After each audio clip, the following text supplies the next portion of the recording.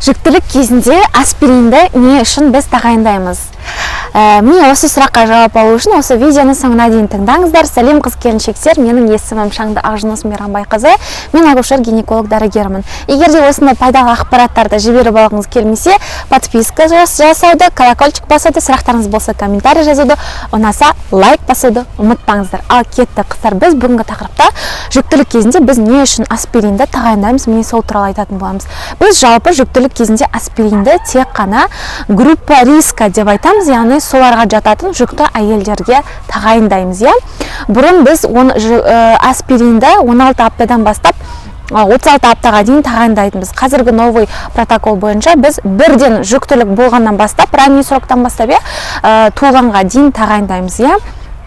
Оны қандай жүкті әйелдерге біз тағайындаймыз? Бірінші, егер де жүкті әйелде алдыңғы жүктілікте, яғни предыдущая беременность, преэклампсия, эклампсия давлениемен аяқталған болатын болса. Яғни ол не деген сөз? Преэклампсия именно жүктілік кезінде кездесетін заболевание деп айтсақ та болады. Ол қандай жағдай? Ол жүкті әйелде давлениенің 160-тан жоғары көтерілуі, зәрінде белоктың 3-тен көп пайда болуы және аяқ қолдарының ісінуі болған болатын болса, бұл бізде алдыңғы жүктілікте преэклампсия және де давлениесі көтерілетін болса, жоғары 140-тан жоғары көтерілетін болса, сондай жүкті әйелдер алдыңғы жүктілікте сондай болған болатын болса, біз жүкті әйелге міндетті түрде осы жүктілік кезінде алдын ала аспиринді тағайындаймыз, 75 немесе 125 миллиграммда, күнде түнде жатарда ішіп жатады. Преэклампсия, эклампсия болған әйелдерге хроническое артериальное давлениесі немесе гестационное артериальное давлениесі бар, яғни именно жүктілік кезінде пайда болатын давлениесі, немесе бұрыннан өзінде жүкті әйелде кездесетін давление болатын болса, тоже аспирин тағайындаймыз. Сонымен қатар, егер де жүкті әйелде қант диабеті болатын болса, немесе гестационный диабет деп айтады, жүктілік кезінде кездесетін диабет болатын болса, сонымен қатар жүкті әйелде ожирение немесе артық салмақ болатын болса, яғни индекс массы тела бізде 25-тен жоғары болатын болса, ол қандай әйелдер, яғни артық салмағы бар әйелдер және де ожирениесі, яғни ожирение семіздігі бар әйелдер.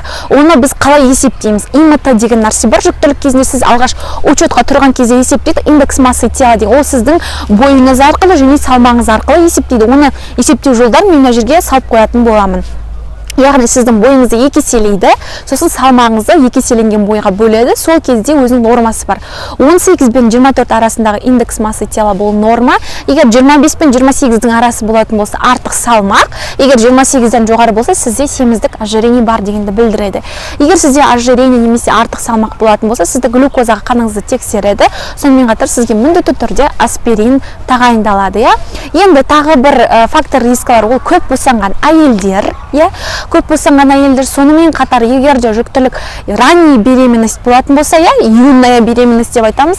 Сонымен қатар егер жүкті әйелдің жасы 35 жастан асқан әйел болатын болса, 35 жастан асқан әйел болатын болса, сонымен қатар, яғни 35 жастан асқан старая первородящая деп айтады, яғни үлкен жаста ең бірінші босанып атқан әйелдер болатын болса, сондай әйелдерге біз міндетті түрде аспиринді 75-125 миллиграмм көлемінде, немесе бір аспиринді аласыздар да 4-ке бөліп, сол 4-тен 1 бөлігін күнде түнде жатарда ішіп жатасыздар. Бұл сіздерде осындай әртүрлі заболеванияның, преэклампсия, эклампсияның алдын алады. Яғни біз бұны қалай тағайындаймыз? Профилактикалық мақсатта тағайындаймыз. Ал вдруг қыздар, егер сізде мысалы жүктілік кезінде давлениеңіз көтеріліп кетті, 140-қа көтеріліп кетті, немесе 160-қа көтеріліп кетті, сізді экстренный көмек көрсететін жағдай туындап жатыр, ол кезде сіз аспиринді ішсеңіз, ол сізге көмектеспейді. То есть біз бұны не үшін тағайындаймыз? Бұл біз сізде профилактикалық мақсатта, яғни чтобы сізде осындай жағдай тағы да қайталанбас үшін, осы жүктілікте тағы да преэклампсия, давление көтерілу болмас үшін біз бұны сізге профилактикалық мақсатта тағайындаймыз. Егер сізге гинеколог дәрігеріңіз осыны тағайындап жатса, бас тартпай дәрігердің айтқанын тыңдап, уақытылы ішіп жүріңіздер, қыздар. Қыздар, егер менің видеом пайдалы болса, лайк басуды ұмытпаңыздар.